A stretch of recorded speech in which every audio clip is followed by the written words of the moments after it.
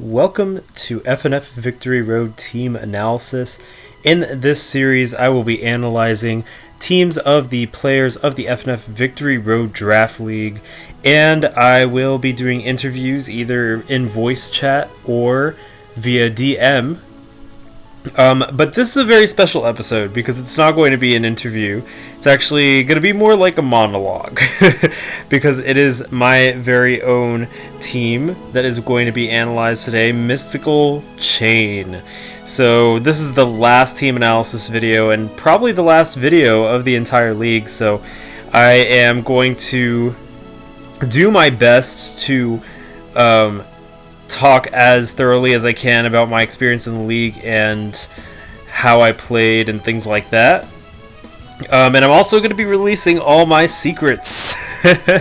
I am going to be releasing the exact sets that I used in my battles, as well as the thought processes and strategies that I approached each battle with. So I do hope that you enjoy this video. It's probably going to be a lot of me talking, but I do hope you enjoy it.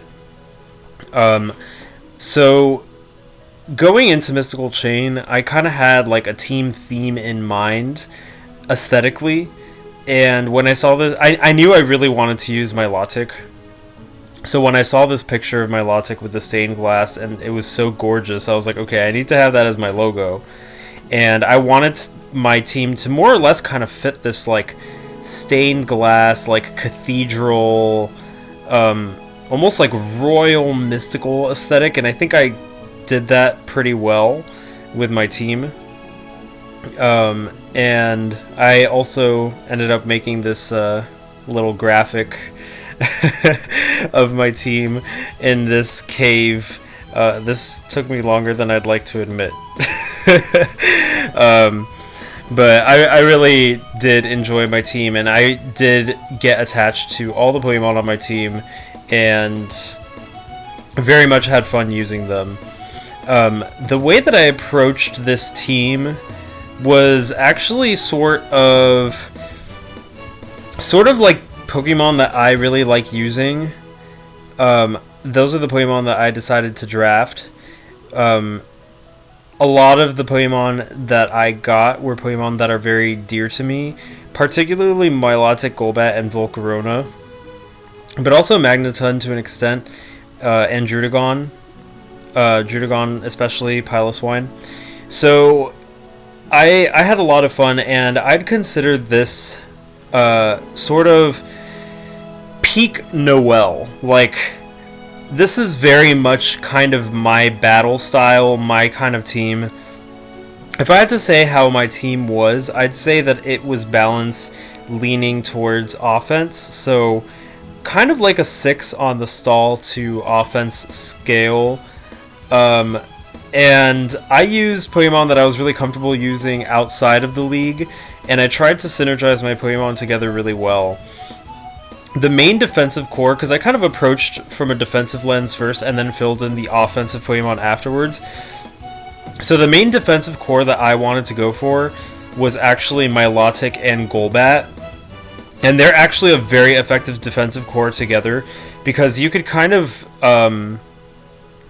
go either way with both of them. Milotic can go physically defensive, especially with Burn Orb, and Golbat could go specially defensive and physically defensive with Eviolite, depending on where you pour the EVs. They could both haze, and the only thing that really stops them is Electric, which is why I got Piloswine to patch that gap.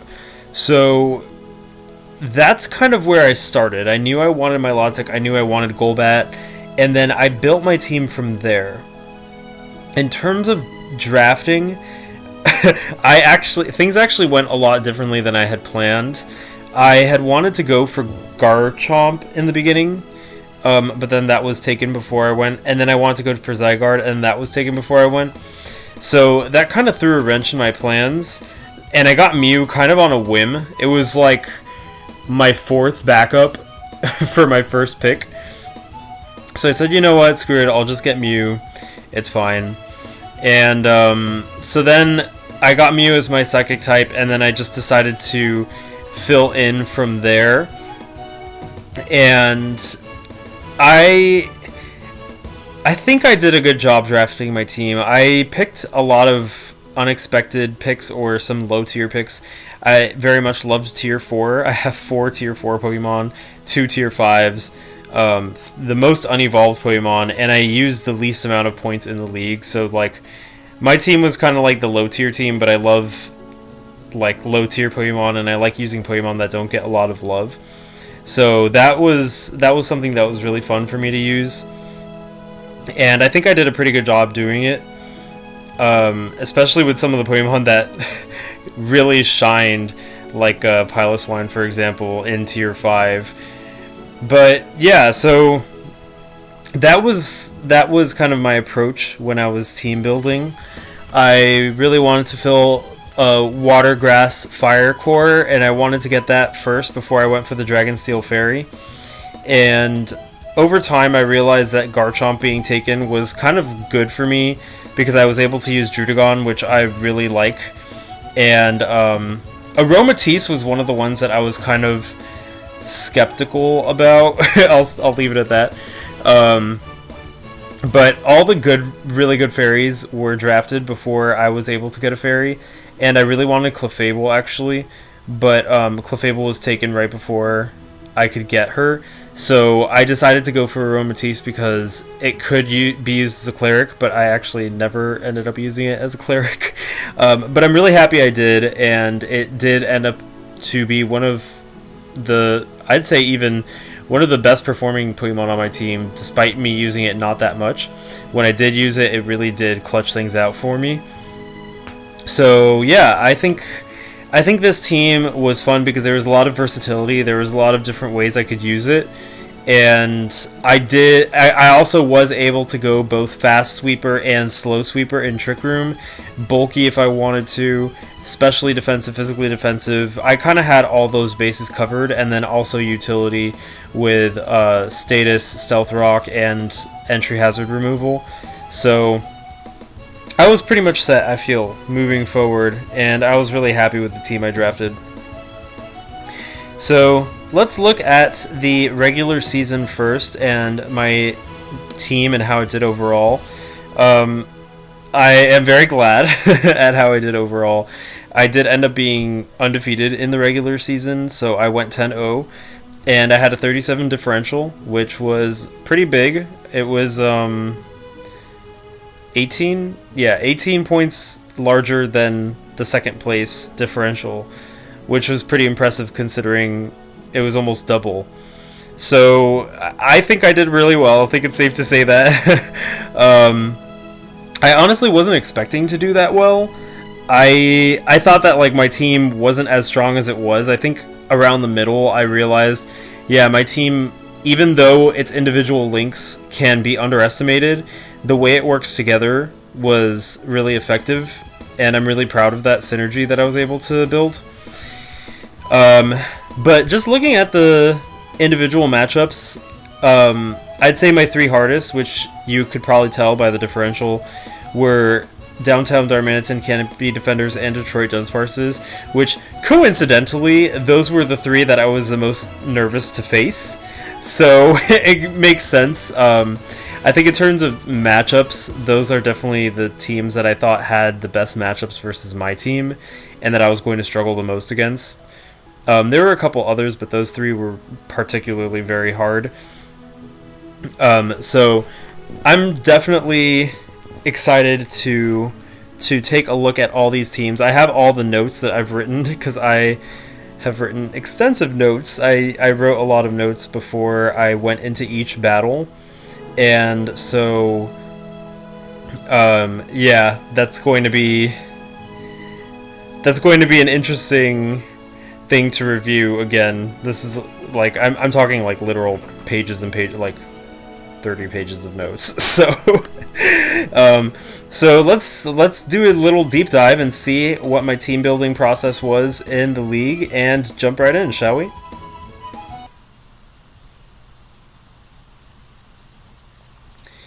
Okay. So it seems like my internet just ran out, so I'm having trouble putting on music, unfortunately. I'm going to see if I could get that back up really quickly. Of course, my internet decides to go off when I'm doing my team analysis video. A tear for the fallen. But I guess while I'm doing that, I could start going into week 1. And this one was versus Colin's team, Appleton Allegiance. And I'm not gonna lie, I was super nervous for this match. Like, I don't really do well in high pressure situations, be it a tourney or a competition of any sort.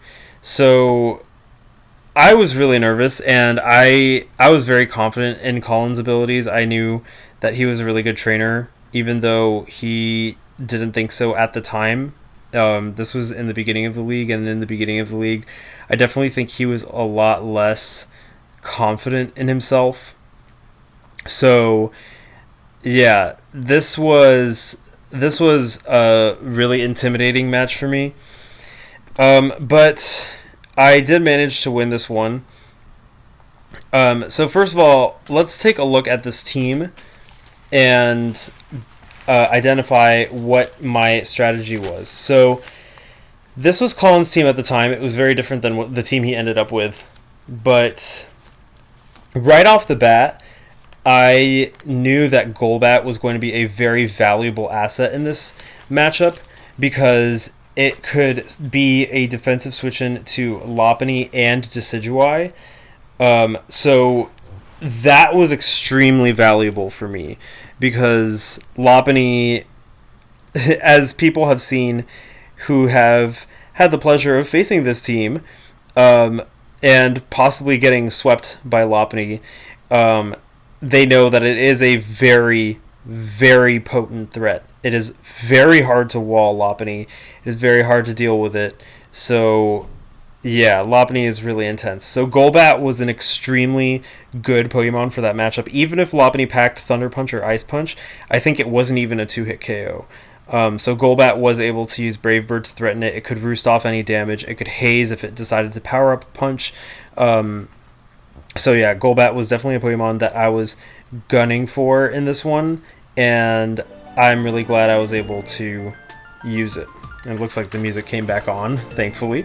I also knew that Milotic was going to be really important as a switch into Heatran, Greninja, and as my only answer to Dragalge. So that's kind of where I started my team. Golbat and Milotic, my favorite defensive core. Dragalge was kind of the biggest threat because it could 2-hit KO Golbat, and it could deal massive damage to everyone except pretty much Milotic. So for this one, I actually invested heavily in special defense for Milotic, and I was like, okay, I need to keep Milotic alive to deal with Dragalge because that thing is a menace. So that's where I started off, and then Rotom-Mow was pretty threatening to me, but with Magneton, I knew that I could handle it.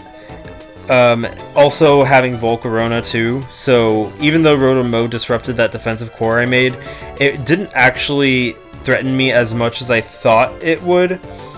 And then I knew Hitmontop was going to be really good, also as a switch into Mega Lopunny, and because he had a pretty massive weakness to fighting, 4 of his Pokemon were weak to fighting, and 3 of them were all in his top tiers. So I figured that Hitmontop would have a very good matchup in this battle. So that's kind of what I thought. I also packed Magneton for Ninetales Alola. And then Mew was kind of just there to support. It was kind of an afterthought, to be honest. And Volcarona I put in because I was like, why not? Let's go for it. So these are the sets I ended up going with. So very important with this was the fact that Milotic was heavily invested in special defense. That allowed me to tank a hit from Dragalge and not get 2-hit KO'd. So that was very important. Hitmontop, I believe the defensive investment was to not get 2-hit KO'd by Lopunny with high jump kick. I could be wrong because it's been a while since the match, but I'm pretty sure that's what it was for. And then Nightfall had maximum special defensive investment to deal with Lopunny. Let's see, what else? I have no idea what I was doing with Mew. I think with Mew, yeah, I wanted to go for the Z-Zen Headbutt against Dragalge, but, like, obviously Dragalge's not going to stand against Mew, so that was a really dumb set, and this is the start of me not really using Mew that well, to be honest. Like, I didn't really use Mew that well in this league, I think, compared to what it could do. But, yeah, so this is the sets that I used versus Colin, and I think they really worked out for me. In the battle, as we could see, I got +4, and first of all, watching this battle, I realized I kept the name Fang on Golbat instead of Nightfall, which was dumb because I was going to name my Golbat Fang. Actually, my original team concept before I even came up with Mystical Chain, like when I was just like thinking of things and then dismissing them, was I think Fang and Scale or something, where I had like a wing of Golbat and a wing of Druddigon. No, like the teeth of Golbat and a wing of Druddigon for my logo, but then I was like, nah, I'm gonna switch to something else. So right off the bat, I thought that he was going to try to set up with Mega Lopunny, and he did. And my best case scenario was that, and then me leading with Magneton and using Flash Cannon to one-hit KO, and that's literally exactly what happened. So the battle couldn't have started off better for me because of that. So that was really lucky. And then through the battle, Colin had Stealth Rocks up, and he was able to spin block really effectively, having Decidueye out on my rapid spins. So he did really well in that regard. My Lotic was a key wall because it could come in on so many things and just not care about anything. Like, it just did not take any damage. So that was really important for me. And then Hitmontop was actually very useful. Golbat was like my premier switch-in to Mega Lopunny, but Hitmontop actually ended up being even more useful, I think, because of Intimidate, and it threatened Lopunny, and Lopunny couldn't really get momentum as long as Hitmontop was alive and well. So that was really good for me too. And at one point, Dragalge got a critical hit on Milotic with Draco Meteor, which brought down Milotic, and that really freaked me out because I was like, oh my gosh, I don't have anything to wall Dragalge anymore. But at that point, I think it was kind of too late for Dragalge. Like, Milotic had already done a lot of the walling that I needed it to do, and I was able to punch enough holes in the team that it didn't really matter that Milotic went down at that point. So yeah. Really, really intense battle, and my first win, which I was really happy about. And this set up the momentum for me moving forward. So, moving forward into week 2, I faced Dutch Inkays. This match was also pretty intimidating to me. The combination of Victini, Hydreigon, and Azumarill was just really intense. It was very hard to team build for that one. So that was one that did take me a little while to team build for. But I did end up doing pretty well in this. So my thoughts versus this team. I have my notes here. So I noted down everything with knockoff. I was also scared of Bolt Strike on Victini with Milotic, so that was something that also was kind of freaked me out. I have the note down, paralyze Pokemon as often as possible with Druddigon, which is funny because I think Quest at this point hates paralysis with all his heart. So yeah, I kind of just noted down the Pokemon that I thought would do really well for me in this matchup. I knew off the bat that that Serena was going to do really well, and I think I started with Milotic and Serena and Volcarona, the Water, Grass, Fire core, because looking at that team, Serena was able to come in on a predicted Aqua Jet from Azumarill, which I knew that Quest was going to want to try to use Aqua Jet to take down Volcarona. So Serena was going to come in on Aqua Jet. Not it couldn't use Aqua Jet because of Queenly Majesty versus Serena, and then Serena can just KO it back or Rapid Spin, knock off, do whatever to support the team. So Serena is very valuable in this matchup, and I sort of built from there. So this is the team I came up with, and you'll notice that Serena and Milotic, Empress, and Mrs. C both have investment in speed. This is to outspeed Azumarill. I wanted to go defensive on Milotic, but I made sure that I outsped the Jolly variant of Azumarill so that I was able to haze just in case I got the Z Belly Drum up, because even after a Z Belly Drum, an Aqua Jet wouldn't be able to take down Milotic, but a Play Rough would. So as long as I had those 84 speed EVs in Milotic, I would outspeed even Jolly Azumarill, so Belly Drum Azumarill wasn't really good versus Milotic. And then the same thing with Serena. As long as I could outspeed Azumarill, it can't take me down because it literally can't Aqua Jet me, so no priority there. So those two were really valuable. Volcarona was also very valuable. I tried to go for a substitute set. I don't remember why. I think it was maybe to set up substitute on Amoonguss, but I'm not really sure why I went for substitute on Volcarona. I don't even think I ended up using it in the battle. Nightfall was there to also take Play Roughs from Azumarill, and I believe it did outspeed Azumarill already, or maybe the 4 speed was there for the final outspeeding of Azumarill. And then Druddigon actually was my premier Victini counter, because it had rough skin and a rocky helmet. It was bulky, and it resists V-Create. So a V-Create from Victini would do a lot of damage, and then I'd be able to Sucker Punch or Earthquake it. And Druddigon ended up working pretty well for me in taking down Crobat, which was a pretty big threat to my team. Piloswine also did really well. This was Piloswine's debut battle, and Piloswine... this is the start of Piloswine being very good for me in this league. So this is kind of what I went for. One more note, Serena did have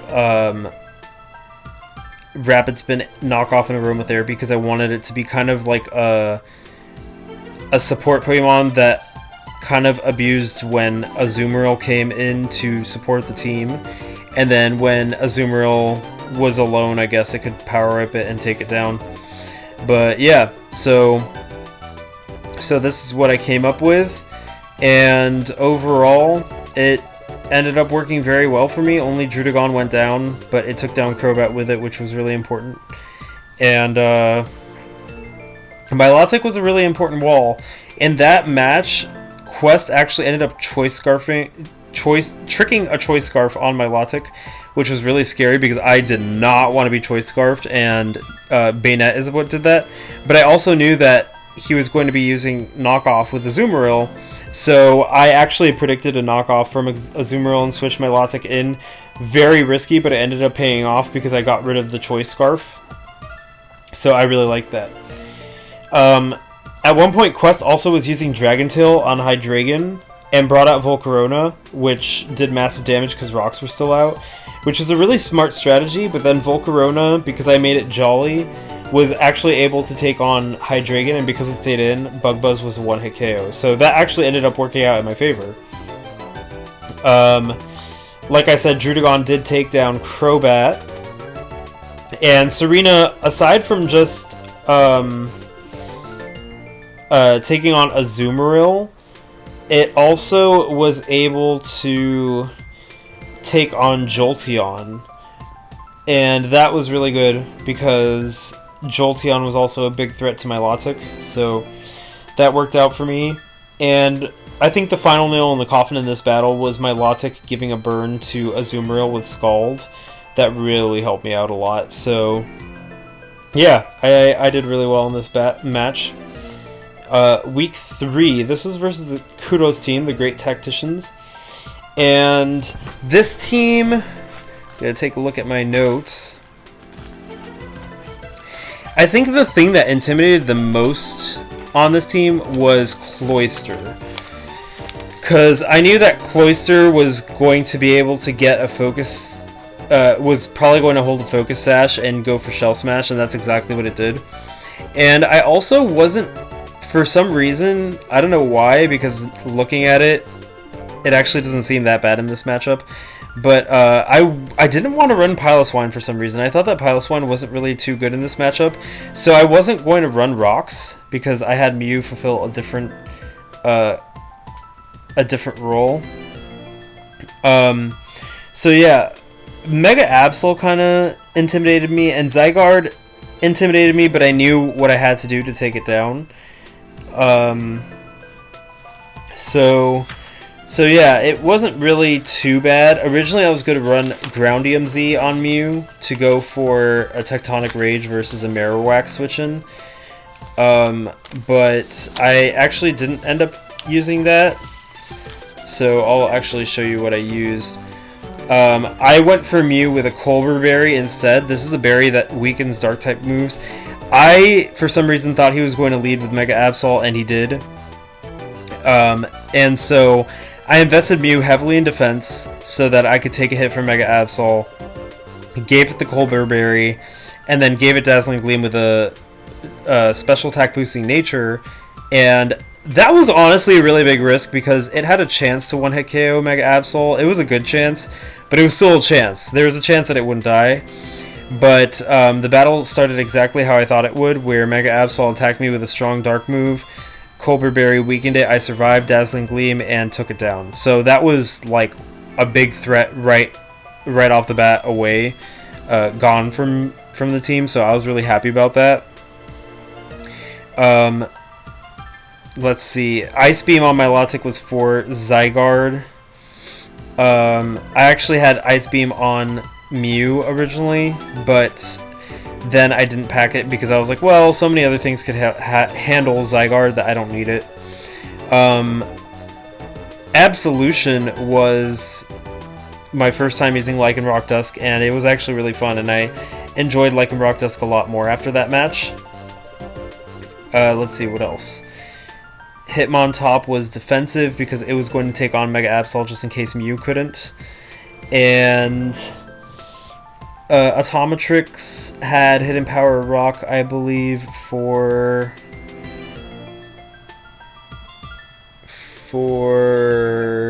Marowak and Vikavolt.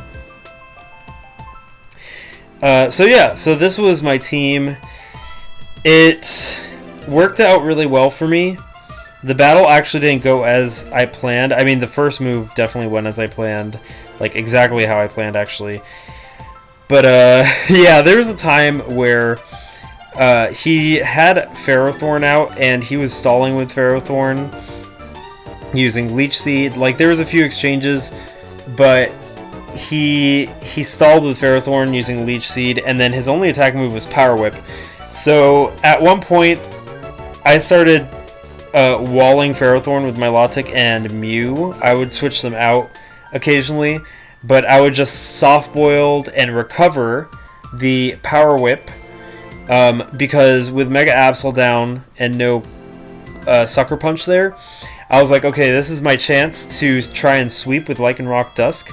All I need to do is get Ferrothorn to be a sitting duck, aka not have any PP on Power Whip, and so I PP stalled the Power Whip, and it actually worked out. I brought in Lycanroc Dusk, Swords Dance twice, and Lycanroc Dusk was able to plow through the team really effectively.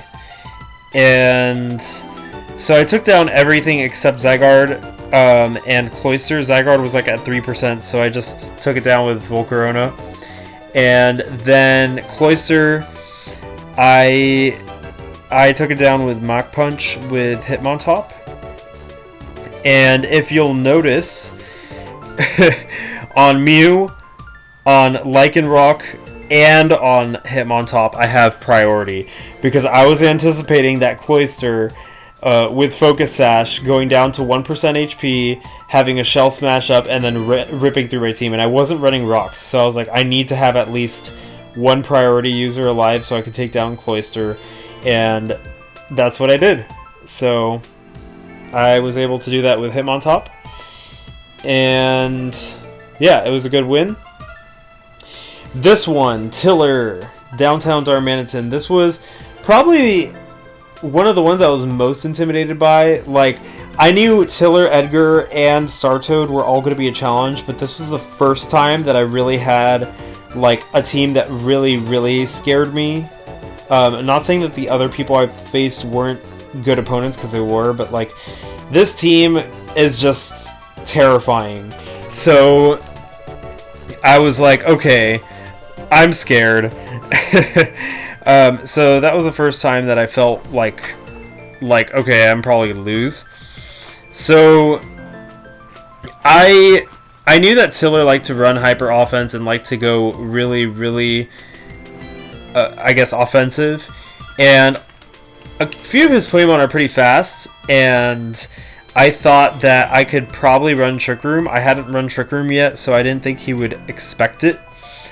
So Trick Room can really help taking down those faster Pokemon like Tapu Koko, Mega Sharpedo, and Zygarde 10%.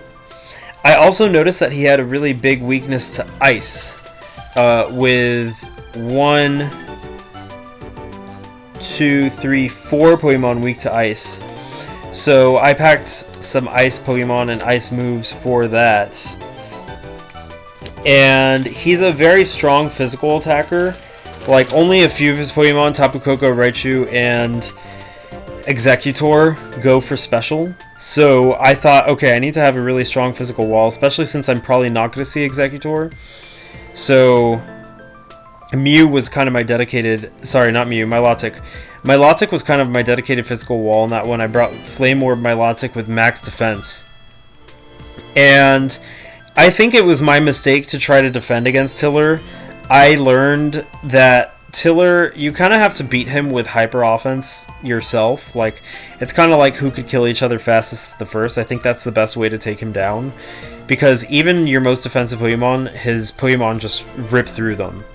So yeah, I learned that the hard way, but it was a really fun match, and yeah, Mew I also gave Trick Room to, but I made it fast just so that I could outspeed things if I needed to, but then set up Trick Room before I die. So I had 2 Trick Roomers, and then Hitmontop, Magneton, and Piloswine and Aromatisse were all designed to take advantage of the Trick Room.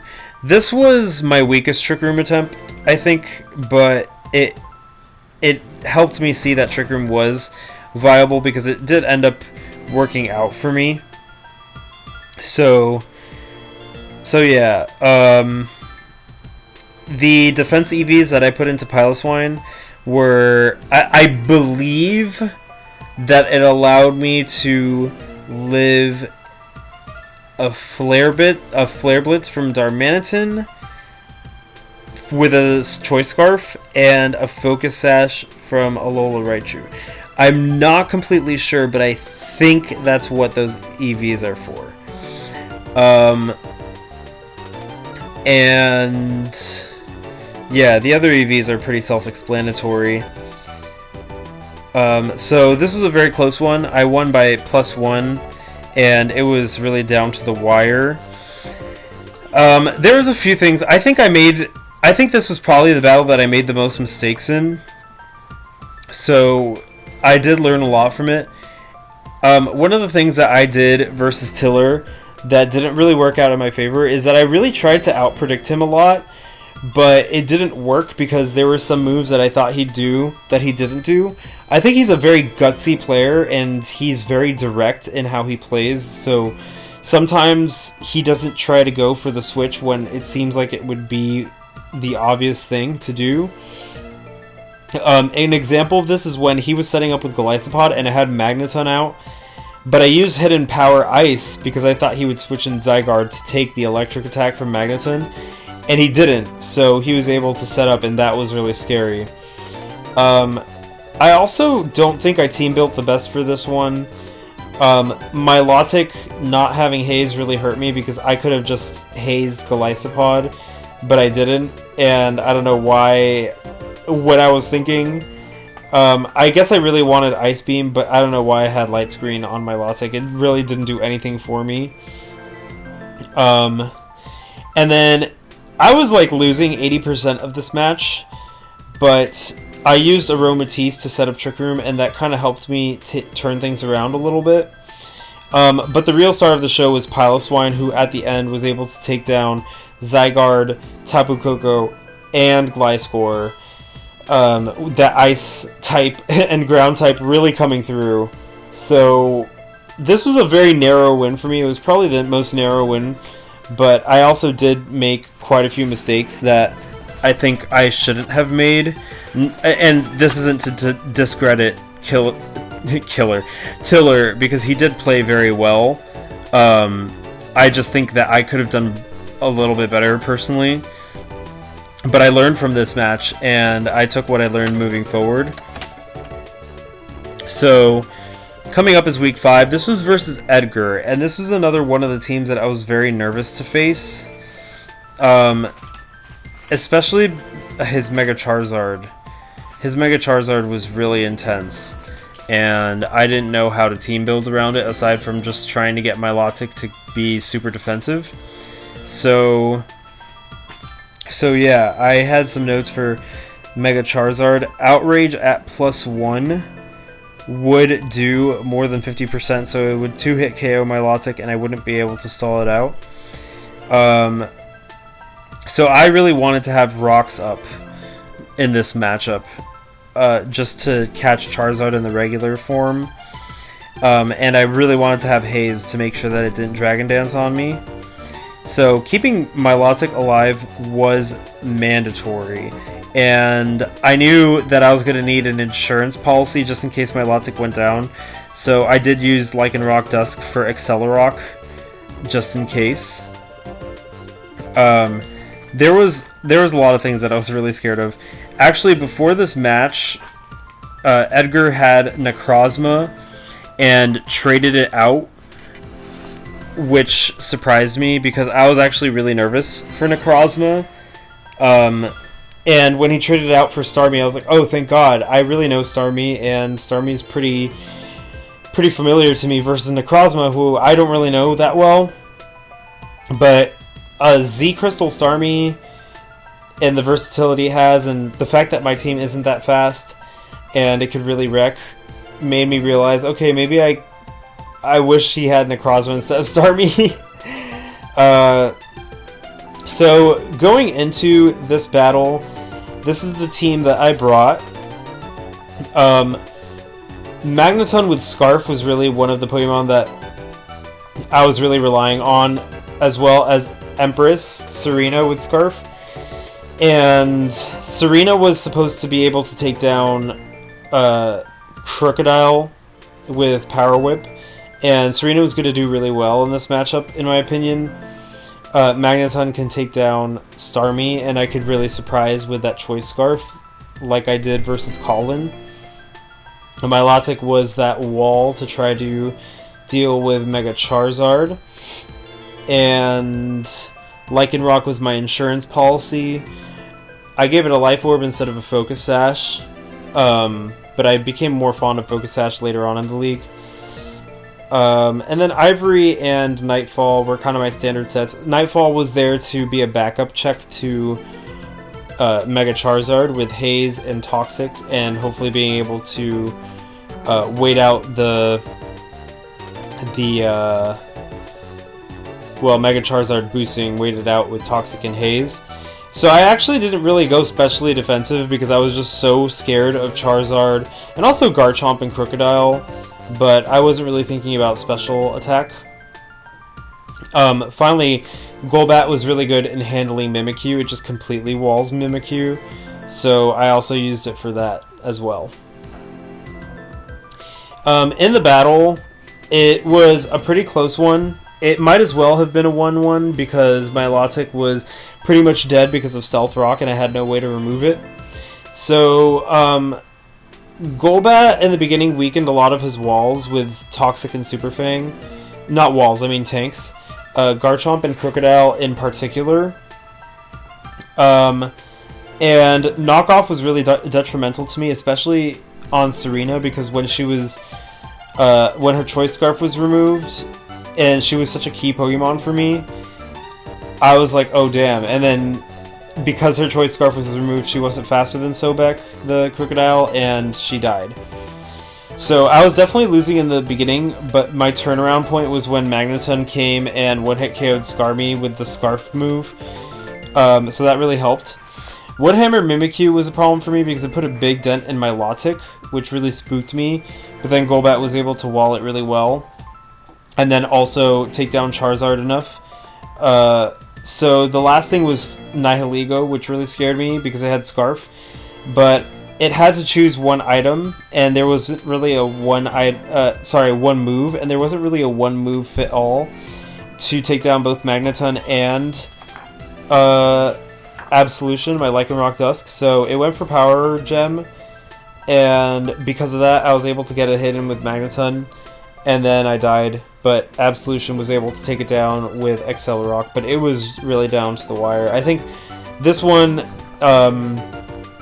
was really tough, and I think that Edgar actually played probably the best versus me, which again isn't to downplay Tiller and Startoad, for example, but Edgar really had me on my toes, and he made a lot of really good decisions in his match, and he team built really well. Like, the 6 Pokemon he brought were literally the 6 I didn't want to see, so he did really well in that regard, and I was really impressed. This was a really enjoyable match.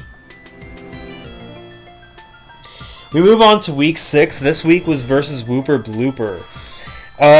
In this week, the notes that I took were basically that I needed to get rid of Chandelure and Dragonite. Before this match, it was really funny because Lionhugs was really scared of Mew and was like talking about it pretty much all day. And so I was like, okay, well, if you're scared of Mew, I won't bring Mew, but I'm scared of Mega Gyarados, so like I won't bring Mew if you don't bring Mega Gyarados.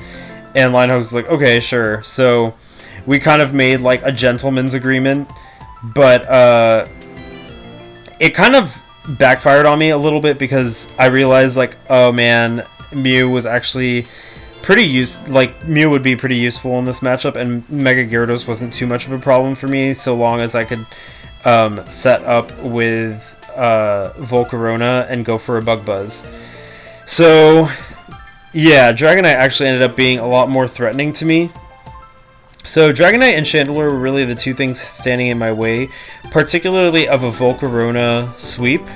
I couldn't put Hidden Power Ice on Volcarona because I wanted to put Giga Drain for Quagsire and also to restore health, just in case I needed to, and I did need to in the match. So those two, especially with the Z Crystal moves, were really the Pokemon that I needed to take down, and those are kind of the ones I focused on when I was team building, because nothing else really like stood out as a huge threat to me compared to those two. So I went with Golbat because it was able to wall Superior, especially with its typing, its access to Haze, and the fact that it has Brave Bird. On top of that, it could also wall Sylveon, and I didn't even need special defense investment, so I was able to just put in defense investment for taking on defensive threats. My Lotic was my premier Dragonite check because it had the ability to kill Dragonite, to haze it if it Dragon Danced, and to take a hit because of its defensive investment. So that was my main goal for Mississippi. Volcarona was there to try to sweep once I got Dragonite and Chandelure out of the way.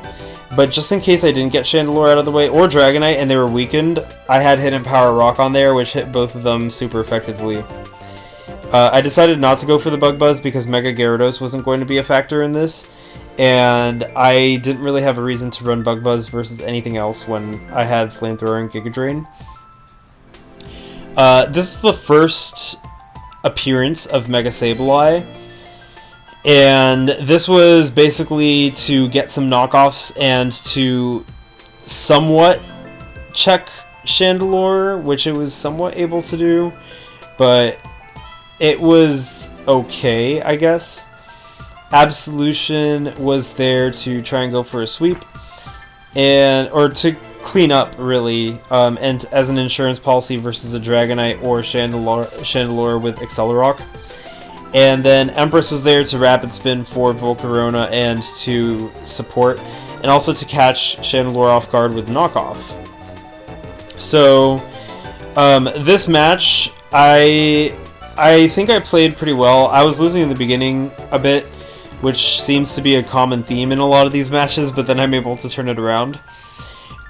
So, first of all, I definitely shouldn't have let Stealth Rocks go up. I definitely could have switched Sableye into Metagross and had no problem, but I didn't, so Stealth Rock went up, and that was kind of a problem for me. I had a lucky moment where Gunk Shot missed versus Serena. Serena ended up not being like the most important Pokemon in my match, but it was pretty decent, and so that would have been devastating. Milotic did work really well as a wall, and especially versus Sylveon, Milotic just kind of walled it out and didn't really do anything. Serena was trying to Rapid Spin, but I actually called out Chandelure with Knockoff, and because of that, I was able to beat it. And then I was choiced into Knockoff, and Dragonite came out, and I didn't want to take a hit from Dragonite or let it set up. So I was like, you know what, screw it, I'll just go for Knockoff on the Dragonite, get rid of its item, or see if it has a Z-Crystal, if no item was rid of, and then also break its multi-scale so I could come in with Milotic and take it down. And so Serena, even though it has its 0-1 in this match, it was very useful for me, and it set up conditions for other Pokemon to do things. So that was really important, and once Chandelure went down from Milotic's Ice Beam, I pretty much knew I had it in the bag. All I needed to do was find a time for Volcarona to come in and set up, and the perfect time was versus Sylveon because all it had was Hyper Voice. So even though rocks were up, I was able to come in and set up, and I expected Quagsire to come in, so I went for the Giga Drain, restored actually all my HP in the process, which was good because I had Sash, and then I went for the sweep, and that's pretty much how I won that match. So that was a pretty strong performance by my team. And I think that also marked the beginning of Volcarona really being a threat, because Volcarona was always a threat, but I started going more hyper offense after that. Next is Bayside Divers. For this match, the Pokemon that really freaked me out was Ninetales, because when I looked at the rest of the team, I noticed that Volcarona had a very strong advantage. If I could get like 1 or 2 Quiver Dances up, I could pretty much take down most of the team except Ninetales, because it resists Bug Buzz, it has Flash Fire, and it can and it has good special defense. So Ninetales was the one thing that I was nervous about, but I don't think he didn't end up bringing Ninetales. So I was actually pretty confident in this one, and I decided to go with Volcarona right off the bat. I gave Volcarona Defog, I have no idea why. But I think I led, or I switched in Volcarona, and I just went for it right from the beginning. Mew was there with the Choice Band just to like plow through anything that Volcarona couldn't get through.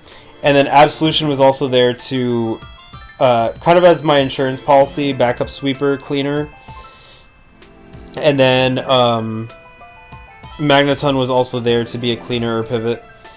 So yeah, I went pretty offensive in this one, and it worked out for me. Volcarona was able to set up right off the bat. It got some decent kills, and then Magneton cleaned up the rest, along with Piloswine coming in after it Volt switched. I was able to play around Destiny Bond with Piloswine of Frostlass, being able to resist ice with Thick Fat, and also using Ice Shard to change like the priorities so I didn't activate Destiny Bond. So yeah, that was a really good battle for me. This next one was versus Noob Scrub, the American Braviaries, and I was really nervous to face Noob Scrub in the beginning, but near the end, I was anticipating Noob Scrub. I was anticipating fighting Noob Scrub since like week 2. So every week I had like a different plan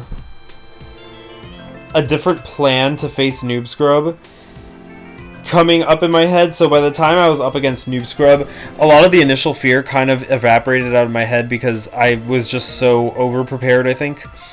I also was a little bit more comfortable because Braviary was actually the Pokemon that scared me the most, but he traded it away. So I had formed a team to take on Braviary, like his team when he had Braviary, and then I didn't really need to take into account Braviary anymore. So that was good for me. So yeah, I thought going hyper offense would really help, boosting up, so I brought Volcarona for that. And I also noticed that the Pokemon that check Volcarona, like Toxapex, for example, died to Psychic and Mega Venusaur. So I thought, okay, I'll put on Psychic so that he might want to bring in Toxapex versus Volcarona. And then I knew Chansey was going to be a big problem for me, but I had a very unique plan versus Chansey. So with that, I went and team built. I kind of built my team around Volcarona going for the sweep. Everything else was kind of there to help Volcarona. Mew was only the really the other one that was like, I'm gonna like clean up just in case nothing else happens. Oh, and it was going to be anti-Hoopa Unbound with the Colbur Berry, just like it did with Mega Absol. But Serena was there to get rid of rocks for Volcarona, knock off any problematic items, and U-turn into Volcarona for a favorable position, and also Aromatherapy any toxic away from Volcarona, because I knew there was going to be at least one toxic in this battle, and there was. Volcarona was set up like that and had that speed to outspeed everything after one Quiver Dance, and then had Psychic, Bug Buzz, and Flamethrower for coverage. Nightfall was my big Chansey counter, and I really hoped it worked, and it did. So my plan, which is exactly what happened, was to Mean Look Chansey when it protected to scout me, because Mean Look still goes through Protect. Taunt Chansey so that it couldn't heal, and then Poison Fang Chansey to poison it, and just roost off while Chansey died to poison and then couldn't use any status moves due to Taunt, and couldn't escape due to Mean Look. So that was how I was able to get rid of Chansey, and once Chansey was gone, that was really good for me. Automatrix was again a pivot to set up a favorable condition for Volcarona, and then Opulence, the Mega Sableye, was to reflect any Leech Seeds or Toxics, and Will-O-Wisp some of the physically offensive threats, and also taunt things. So I think my team was actually very, very good with taunt, with just in general to face stall. And Volcarona was able to sweep once Chansey went down. It was pretty much the only thing in the way. I was scared of Xatu for some reason as Volcarona, so I didn't stick around for it. But once I found out that it was holding the Colbur Berry to when I knocked off with Mega Sableye, I wasn't scared after a Quiver Dance, so I just went for it and swept with Volcarona, and it worked out. And this actually gave Volcarona MVP, which was pretty cool because I had been doing really well with Volcarona recently, and so it was like a little validation, and Colin did a really cool picture, so I was really happy about that. Week 9 was versus Detroit Dunsparces, and at this point, Startoad had really honed his team to something very formidable. So I was really scared. He was also on this really intense win streak. I think he lost to Quest last week, but before that he won like 5 in a row or something.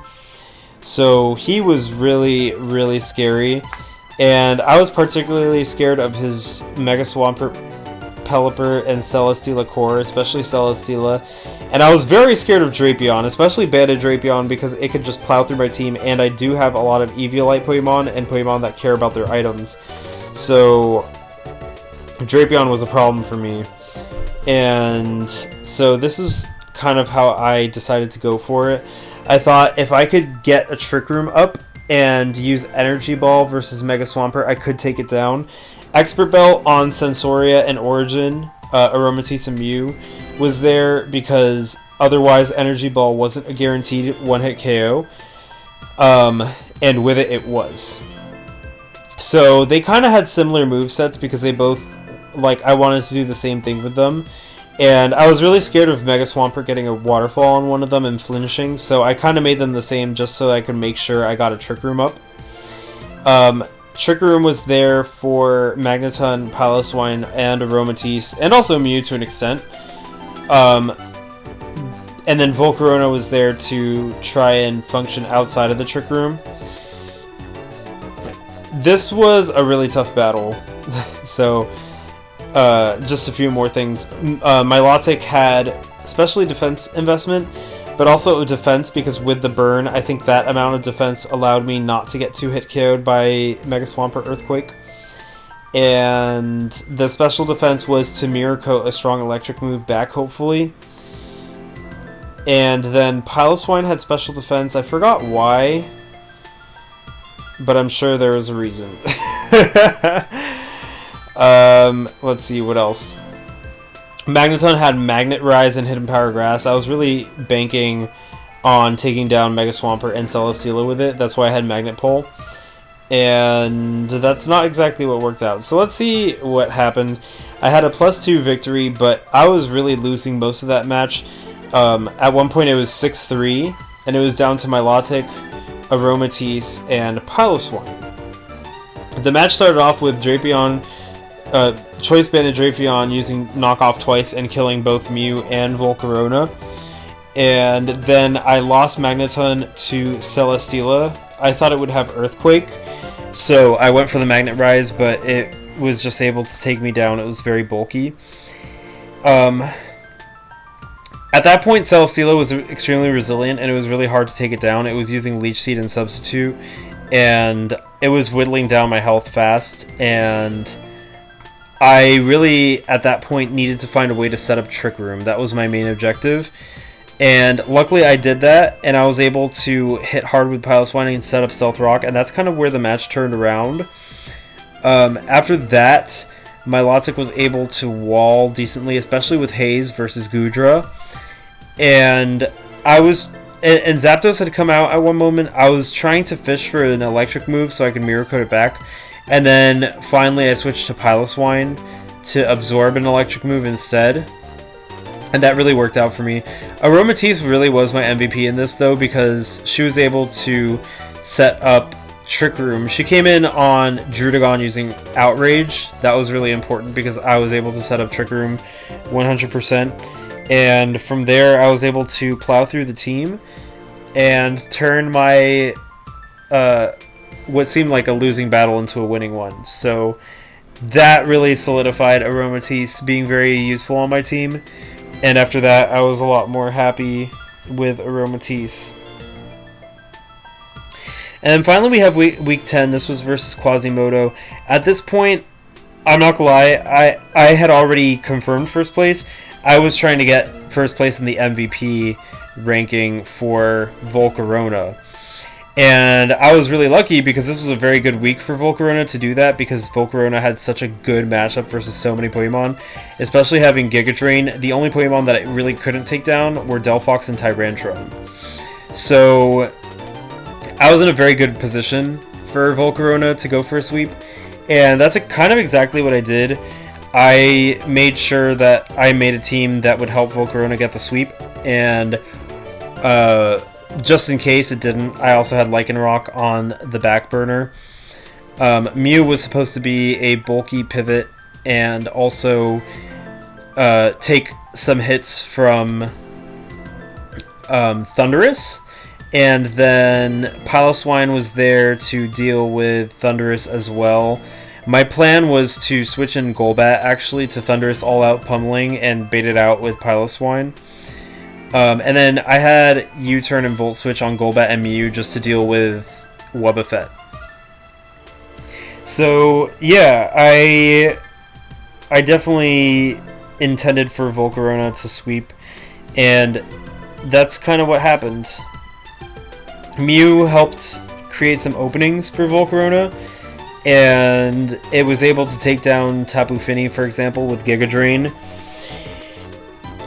Most of the match after that was me bringing in switch-ins to Tyrantrum's Head Smash, its Scarf Head Smash, which was really potent, and even my Milotic that was burned had trouble taking those.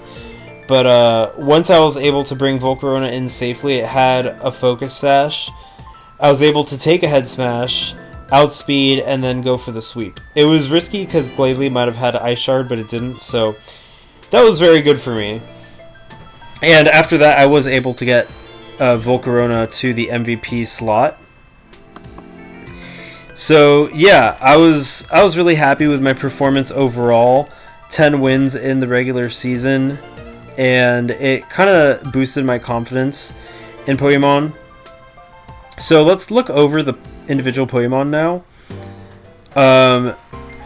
So I did have a few things that I was pretty proud of. First of all, I used every single Pokemon at least once, and second, I managed to end up without any single Pokemon having a negative differential. So four of my Pokemon did have a 0 differential, but it wasn't negative, so I was really happy about that. I found it really funny that my Mega and my Tier 1 were in there, but yeah. So I was really glad about that, and Volcarona was definitely my premier sweeper. It definitely did a lot. I think, yeah, 19 kills was actually the most amount of kills that anybody had. So, as well as having the highest differential, it also had the highest amount of kills. Piloswine also did surprisingly well. It was very hard to take down with Eviolite, and it fulfilled its role really nicely. Hitmontop also did extremely well. Lycanroc Dusk, I feel, could have done better if it was allowed to sweep, but usually when I had both Lycanroc and Volcarona, I just went for Volcarona to sweep, but it was always on the back burner ready to go. And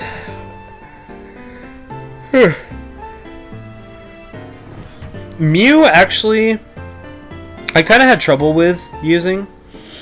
Milotic I liked using a lot, as you could see with the 90% usage rate. I almost use it all the time. So yeah, this is a little sneak peek into my Pokemon, but I'm actually going to do something different with this section, because I'm going to go over each Pokemon individually. So let's start with Volcarona. Sorry, no, let's start with Mega Sableye. So Mega Sableye I only used twice, and to be honest, I didn't really like using Mega Sableye that much. I felt like it was too passive. Mega Sableye is a really good support Pokemon, and it really just obliterates stall teams, but maybe it was because there wasn't that many stall teams. There was only really Noob Scrub, and then Lionhugs kind of plays stall, and those are the only two teams that I used Mega Sableye for. So I didn't really have that much fun using it. It always felt like it could have defended better or it could have attacked better. It just wasn't really at the top of my priority, but for what it was worth, it did do okay, I guess. But I do love you, Opulence and Mega Sableye. Mostly used it just as a support mon, which it did its job. Next we have Origin the Mew, and Origin was actually pretty tough for me to use because it was kind of that dilemma when you have so many options you don't know which one to pick, and it's also the jack of all trades but not really a master of one, so it was kind of tough to see how to use it, but I did try to vary it up a bit so that it wasn't predictable. And as you can see, I used many different moves. This is actually not the extent of all the moves I used, and many different items. Colbur Berry was one that I used twice instead of once because it worked out really well, and it was nice to catch those dark types by surprise. And Vacuum Wave was also good for priority, Soft Boiled for longevity, but yeah, the only moves I used twice were those first 7 moves listed there. Every other move I only used once, so a lot of diversity with Mew and how I ran it. Here's the other moves: Overheat, Psychic, Stealth Rock, Swords Dance, Thunderbolt, and Volt Switch. Overall, Mew is fun to use, but I don't think I personally will want to use it again, just because it's hard to use. I guess it's really good in a Draft League format, but yeah, I feel like Mew and Mega Sableye were kind of the 2 Pokemon that I had the most trouble using. Next we have Soul. And Soul was very fun to use. Setting up a Quiver Dance with Volcarona is like, I have so much power. So I usually ran standard stuff, Flamethrower, Quiver Dance, always. And then Bug Buzz most of the time, but a lot of the time also Giga Drain. And then sometimes I had other moves in specific circumstances where I thought they were useful. The Swarm was something I considered, but I always ended up going for Flame Body because overall I felt like it was more useful. And I started off giving it leftovers, but I realized Focus Sash was something I liked better because it always guaranteed that I could get up a Stealth Rock as long as I kept rocks at bay, and I was pretty good at keeping rocks at bay because Hitmontop and Serena were able to both spin. So Volcarona was very fun to use, and I think I used it really effectively. Serena's next.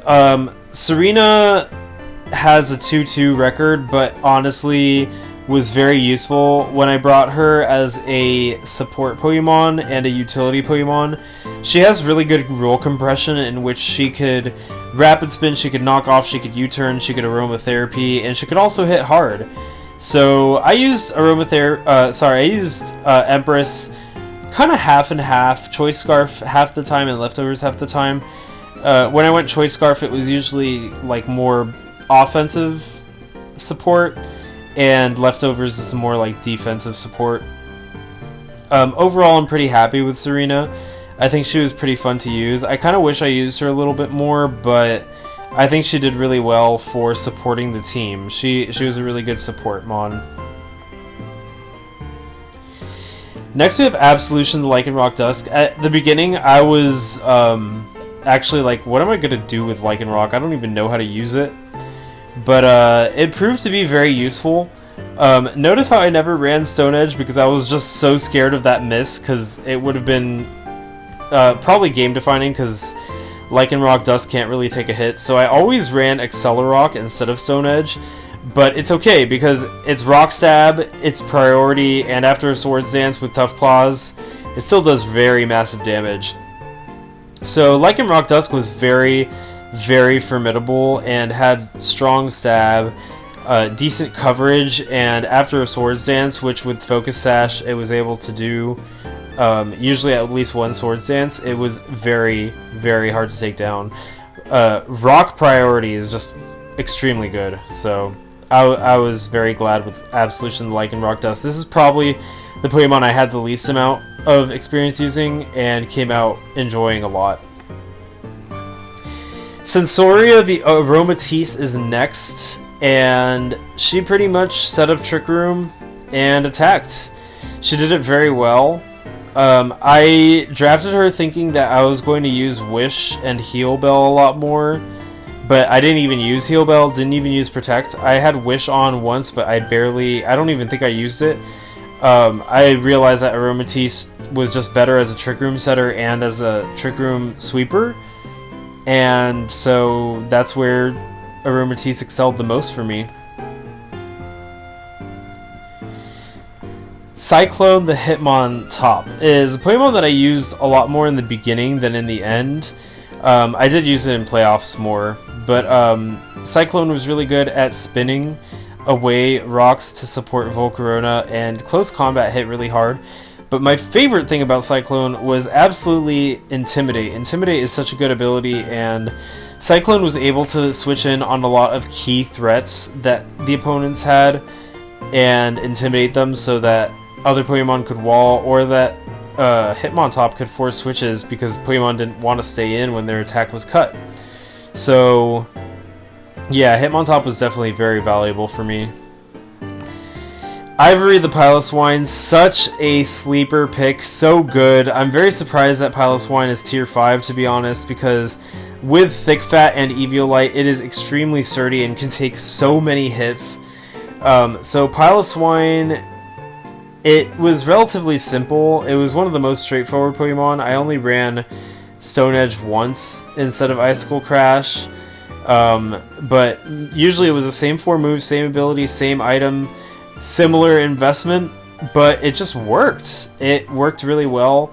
It has very good type combination offensively. Defensively, it's pretty good.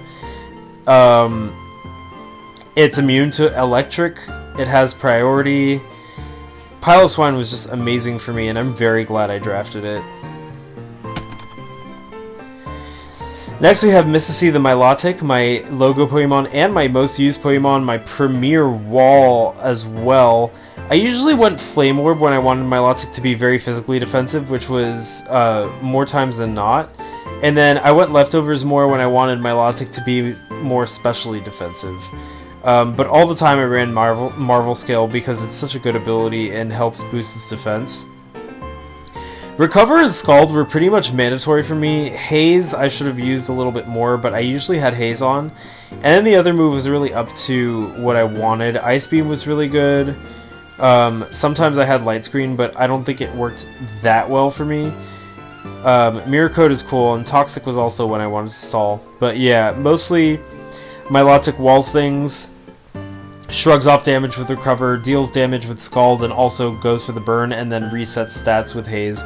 Milotic is really good, and it also could absorb Toxic when it has Flame Orb attached. So, my Milotic, I'm very proud of Mississippi.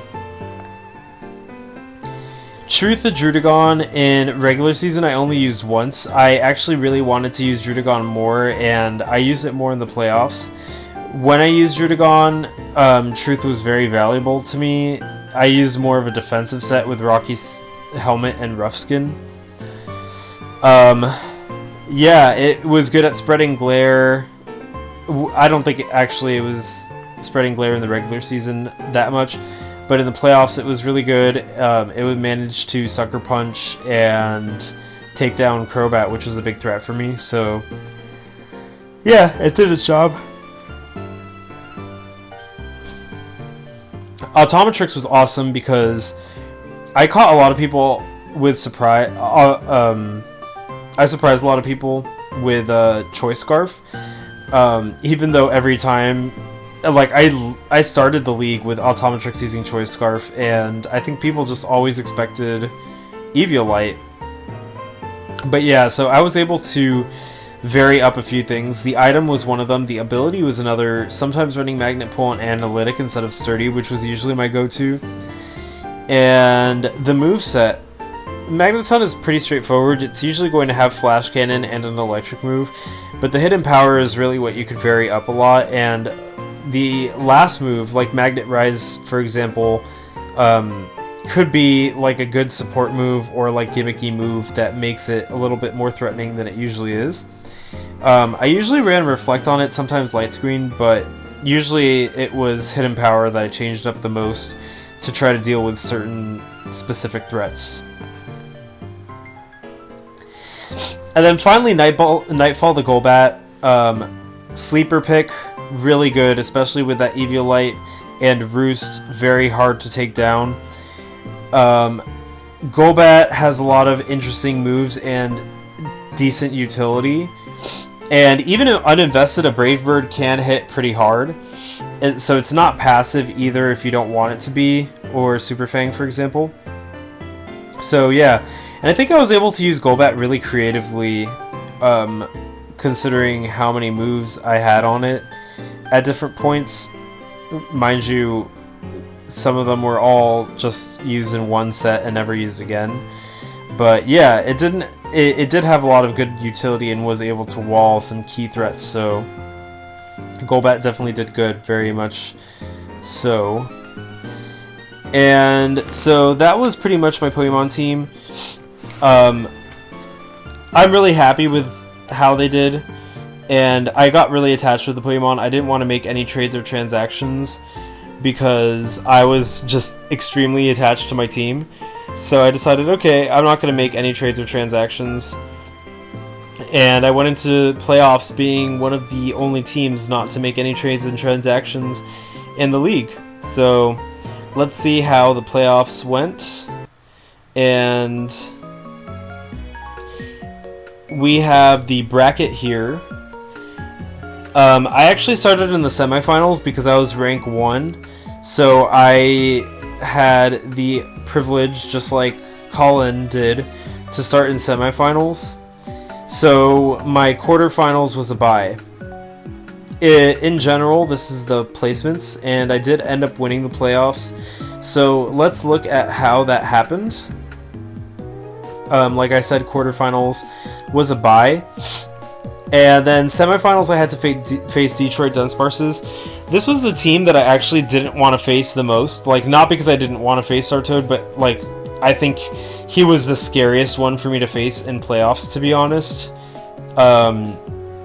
Just because his team had such a good performance against mine.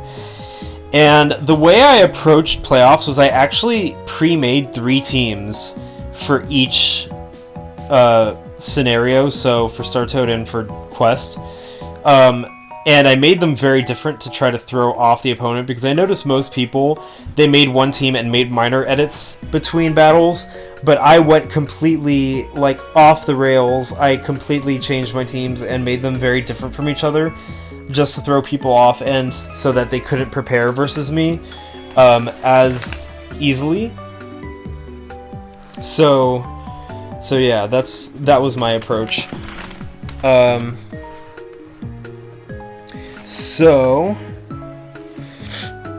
Let's see. So this was versus Startoad, the Rain Team Master. And the first team I planned was this team. I liked the success of Trick Room versus him last time, so I kind of capitalized on that, and I changed things up a bit. I took out Volcarona because I thought that Volcarona just didn't do as well versus the Rain team. I put in Hitmontop to deal with Drapion, and Intimidate was supposed to deal with Drapion Stone Edge for the flying type switch-ins. And I actually did something really unexpected. I wanted to do unexpected things in the playoffs. I gave Piloswine, instead of Eviolite, Choice Specs, because I predicted that Swampert would come in on Piloswine and I could catch it with Freeze Dry and one-hit KO it. And so I was really hoping to land that. Earth Power was also pretty good versus Drapion, and in general, Piloswine's typing is just very good versus Startoad. Truth I also used this time offensively with a Life Orb and Sheer Force to try and take advantage of Trick Room. Sensoria, of course, I brought again to set up Trick Room, being very good in the last battle. And then Mew this time I brought with the Fire Z to try and take on Celesteela just in case. And then I had the standard set with Mystici. So, going into this one, I didn't know what to expect. To be honest, I was pretty confident with my first team. It was like an optimized version of the last team I faced Startoad with, and because I won the last battle, I thought I would win this one, and I did. There was some really awesome moments in this one. Using Celesteela with... using Earthquake on Celesteela with Hitmontop alerted me to Iron Ball so that he could sabotage Trick Room, which I found really funny because then I knew. Druddigon was able to do really great. Thunder Punch KOing the Pelipper switch in. And then Milotic was once again a great wall. Piloswine did manage to hit Mega Swampert with the Freeze Dry, which was so hype. I felt so cool when I pulled that off. That was probably one of my favorite moments in the whole league, to be honest. And Druddigon was able to take down Celesteela with Thunder Punch. So Druddigon really carried me to victory. And Aromatisse was able to set up Trick Room and get some sweeping going. So yeah, overall I did really well on that one. After that, I went into the second battle, and this one I didn't do so well. To be honest, this was a team that I was like a little bit less confident in. This one I approached kind of defensively, so the other one was an offensive Trick Room. This one was like a defensive team, and I included Mega Sableye for this one. My goal with Mega Sableye was to set up Calm Mind on Celesteela and try to be an unstoppable wall. And then I also had Mew as support with Will-O-Wisp, Heal Belt, and Soft Boiled, and then Volt Switch to switch out. Ivory had Rest this time so that Mew could heal it. And I had Automatrix trying to take down Mega Swampert with the Hidden Power Grass. Honestly, I didn't really like this team. I was just not confident with it. And that was the only time I had lost in the league. Startoad played very brilliantly, especially capitalizing on my overall weakness to Electric with Porygon Z. Porygon Z did amazing. So, yeah, I didn't do so well. I started off with Mega Sableye, setting up Calm Mind versus Celesteela while at Substitute. And honestly, in retrospect, I should have set up more while I was still safe versus Celesteela. I had no incentive to, like, use Will-O-Wisp on something when I could have just kept setting up Calm Mind. But I did manage to spread Will-O-Wisp to a few Pokemon with Mega Sableye, which is good. Yanmega had Choice Specs and was able to give me a special defense drop, so that really dented me. It dented my defenses, and if it wasn't for that, I probably would have been able to set up more. I did burn Swampert when it came in, so that made me happy, and honestly I was feeling really confident at that point because I was doing really well. But then Porygon Z set up, took down my Milotic. I should have Mirror Coated because it took down my Milotic in 2 hits.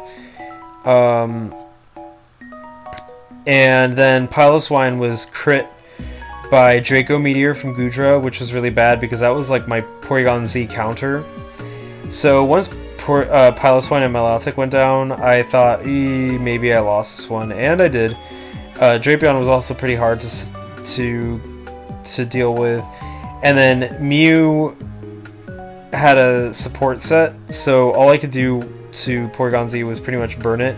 I was paralyzed at that point. I maybe could have soft-boiled and let burn go down, but Porygon Z probably had recover anyways, so yeah, this was a good victory for Detroit Dunsparces, and it kind of spooked me because I hadn't lost in the league yet, so I had one more battle to change things up, and in this battle, I went a little bit more towards offensive Trick Room once again. Aromatisse, Druddigon, and Hitmontop all here, kind of with similar things. Piloswine, a little bit more traditional set of Choice Specs since the element of surprise would have been gone. I actually went Choice Specs on Volcarona because I wanted to hit hard right away instead of going for Quiver Dance. And then the surprising thing was I actually went Choice Specs on Milotic because I wanted to go a little bit more gimmicky this time and try something I hadn't done. And my Logic was able to hit pretty hard with those choice specs, and I'm kind of glad I did that. Power Up Punch Swampert was a big surprise for me in the beginning of that match. It was able to really spook me, but I did manage to dance around it a little bit, and I intimidated it and eventually took it down. I swapped in Aromatisse to Drapion's Poison Jab, which was really weird. I think I was on autopilot at that moment, but that moment really woke me up. I was able to set up a Trick Room, but Aromatisse went down, which was really sad. Trick Room let me take out Yanmega, and then Celesteela was a huge problem with Leech Seed and Substitute. I honestly thought I was going to lose, but then Piloswine was able to take down Porygon Z and Drapion. And Milotic with Surf and Specs was able to hit really hard, so once Piloswine kind of cleared the way and Milotic was able to come in and Surf, I think that's when I clinched it and I won. So that was a really good set and really exciting set. I think that was probably my favorite set. Just in general, facing Startoad was really fun because it was such a big challenge. So yeah, I won the set 2-1. And then moving forward, I went into Grand Finals, and this was versus Quest. So this time around versus Quest, I did well the first time, but he had two different Pokemon, Kecleon, which does have trick shenanigans, and Dhelmise, which was very, very tough to deal with in team building because it has knockoff, switcheroo, and rapid spin, and hits hard, and has reasonable bulk. So Dhelmise was certainly something that spooked me out a lot. I wanted to go similar to I wanted to go away from similar to last time I faced Quest, so I actually didn't bring Volcarona. And I decided to go for defensive Druddigon for the first one, so I could just glare things. I gave Protect to my Milotic this time to Scout because I knew that Quest does like to run choice items sometimes. And then Serena was really the star of this show, being able to outspeed Azumarill and giving support. I ran Trop Kick instead of Power Whip just to lower the attack of some of the opposing Pokemon. And then I ran also Automatrix for Mega Steelix with Magnet Rise and Magnet Pull so that I could take out Mega Steelix and ensure that rocks weren't set up. Also forgive me, it says versus Detroit Dunsparces, but it should say Dutch NKs. So this was a good match for me. I had +2, -4, but that's because of Recoil and Explosion. But, yeah, Magneton was able to do what I wanted to do, Magnet Pull, Magnet Rise, and counter rocks being set up. So that was really good. Kecleon kind of confused me in this because it had a strange moveset to face my team, but Quest, you could tell I'm kind of tired. Quest said that he didn't expect most of my team, so he probably expected Volcarona with Kecleon. Serena was really useful in taking down Dhelmise with Knockoff, and Druddigon was able to take Hydreigon down, which was awesome. And Druddigon overall was just really useful for me. It glared Azumarill, and it was able to take it down later. So Druddigon and Serena were really, really good in this match. And then finally, again, it says versus Detroit Dunsparces. It should say Dutch NKs. I ran differently this time. I kept Druddigon and Serena because they were so useful for me in the last match, but I put Aromatherapy on Serena because I thought that Amoonguss might come, and it did. And then Druddigon this time around, I went more offensive with it. I really liked Sheer Force Life Orb Druddigon. And I wanted to run Trick Room with Sensoria, and I also brought Volcarona just because I wanted to end with Volcarona being able to do something, which it didn't, but, you know. So, in this match, Trick on Aromatisse kind of messed me up because I couldn't use Trick Room comfortably as a result, so Kecleon was a good choice in that one. But I did get Nasty Plot up with Mew and then Psychic Amoonguss, which was really, really useful for me. And Serena Serena at one point versus Azumarill, which Serena was my counter to Azumarill. I used Rapid Spin, and I was caught in Whirlpool, and it freed me from Whirlpool, but I didn't realize that, and for some reason I forgot that Rapid Spin frees you from Whirlpool. And Quest was like, oh damn, like, there goes my strategy. But then I realized too late when I was caught in another Whirlpool, and I was trying to U-turn away. And Quest pointed out, and then after the fact I was like, oh, I guess now I know, but Serena died. But honestly, I was kind of okay with that trade, because Serena was meant to take down Azumarill, and Azumarill with Sap Sipper was the last thing standing in Volcarona's way, so I didn't mind. I didn't need to use Volcarona, but I had it with a Focus Sash waiting in the wings. And Druddigon did very well after that, pretty much sweeping-ish, and then Piloswine came and cleaned. Once Azumarill went down, I felt like I was pretty confident that I won, just because I had Volcarona, and I knew that Crobat wasn't Scarfed, so after one Quiver Dance, which I'd guaranteed be able to get because of Focus Sash, I would have been able to take down the team anyways. So yeah, that was my set with Quest, and I won that one 2-0. And that concluded the grand finals for me, and I was able to win, which I was really happy about. I mean, obviously, because I won, but yeah, it was really good.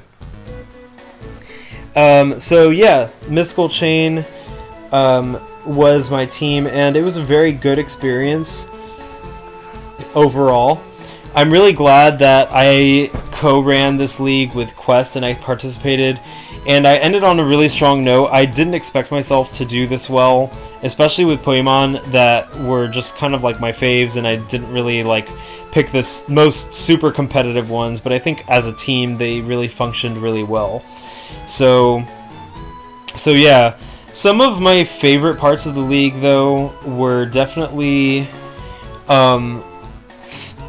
seeing people grow, and I saw a lot of people grow. Shout out to everybody who I said grew. You know who you are because I've told you many times. Not just in Pokemon, but in mindset. It was very, very cool to see that growth. Team building and planning was really fun. I like strategy and stuff, so that was a really fun component to do, to try to take down the other Pokemon with mine. And I had pages and pages of notes. Like, I'm not even kidding, trust me. So yeah, that was really fun, and forming unique, fun strategies, trying to be unpredictable. I just want to thank everybody who participated in this league. It was really fun. As many people could probably tell, I really poured my heart into this. It's a lot of work, and it definitely was a huge time sink. Like, I put a lot of time into this. I recorded every match. I made the doc with Quest. I managed the doc with Quest. I commentated. I did team analysis. I did weekly recaps. I did all those things. I tried to get people to schedule. I practiced. So it was a labor of love, and hearing so much positive feedback from people about how they enjoyed the league was very validating, and it made me feel like I did something good for people and for the community of FNF. So I'm really happy overall with the league. I think it was really fun for everybody who participated, and I'm very excited for the next one coming up. Just to give a little bit of a teaser, this time I went with, like, this was like peak Noel. This is like how I play, my play style, the Pokemon I like. Next time I'm actually going to go a little bit more out of my comfort zone and try something new that maybe I'm not super comfortable with and that I'm not well versed in, but I want to try it. So it's not going to be peak Noel, but it's still going to be something that is fun and interesting, and I hope people enjoy facing it. It's not going to be Mystical Chain. Each league I'm probably going to use a different name, so Mystical Chain is done as of now. along with Season 1 of the FNF Victory Road Draft League. But I'm very excited for more seasons to come down the line, and I know that they're going to be great and successful. And thank you everybody for joining in on this. My perspective to Pokemon has really changed, and to just community participation and competition and healthy competition in general. It was a very positive experience. Lots of great attitudes and growth, and so I'm really thankful, and I'm really happy to have participated in this. So yeah, this was Noel from Mystical Chain. This is Mystical Chain's last hurrah, and I'm very proud of how I did, being able to win, and I think I worked very hard to achieve that goal, and it managed to pay off with all the hard work. And I hope to have some really fun experiences next league, and I know everybody's going to bring it. A lot of people have learned really well, and I'm excited to see what people bring. So thanks once again everybody for tuning in and for participating in the FNF Victory Road Draft League. This is the final video of the FNF Victory Road Draft League, I'm pretty sure, at least Season 1. So I hope you enjoyed all the team analysis, all the battles, everything that me and Quest worked really hard to do, that I definitely poured my heart into. And yeah, see you next league. Until then,